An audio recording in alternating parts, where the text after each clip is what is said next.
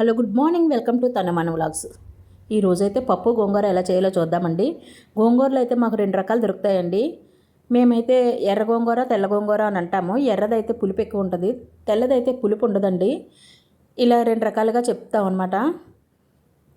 ఒక్కొక్క సైడ్ అయితే నాటు గోంగూర, హైబ్రిడ్ గోంగూర అంటారు. మేమైతే ఎర్ర గోంగూర పప్పు వండుతున్నాను. ఇది పులుపు ఎక్కువ ఉంటుంది కాబట్టి టమాటా అదే అవసరం లేదండి.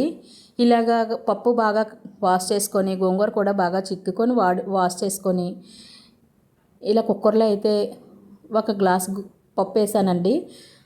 ఒక గుప్పుడు గోంగూర అయితే వేసాను. పులుపు ఎక్కువ ఉంటుందండి. ఇది చింతపండు అది అవసరం లేదు. టమాటా కూడా వేసుకున్నా పర్వాలేదు. పులుపు ఎక్కువ ఇష్టం లేదన్న వాళ్ళు టమాటా అది అవసరం లేదండి. టమాటా అది వేసుకున్నా బాగానే ఉంటుంది. ఒక 5-6 విజిల్ అయితే వేయించాలి.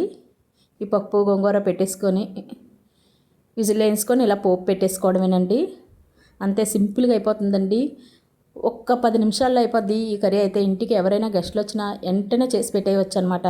గోంగూర చిక్కేసి ఉండాలి కానీ వెంటనే అయిపోతుందండి.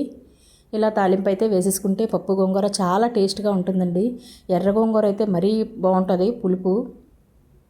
పులుపు నచ్చిన వాళ్ళకైతే ఇది బాగుంటుంది. తెల్ల గోంగూర అయితే పచ్చడికి బాగుంటుందండి. ఎర్ర గోంగూర ఇలాగా పప్పులోకి బాగుంటుంది. అందరూ ట్రై చేయండి. వీడియో చూస్తూ లైక్ చేయకపోతే లైక్ చేయండి, షేర్ చేయండి, సబ్స్క్రైబ్ అయితే మాత్రం చేయడం మర్చిపోవద్దు.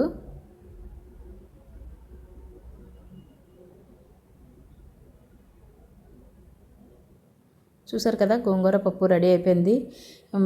కుక్కర్ విజిల్ తీసిన వెంటనే మెదాయించుకొని ఇలా పోపు వేసేసుకుంటే పప్పు గోంగూర రెడీ అండి. కొద్దిగా ఇంగ వేసానండి. ఇంగవ చాలా మంచిది కదా ఒంటికి. Thank you for watching. Please do subscribe.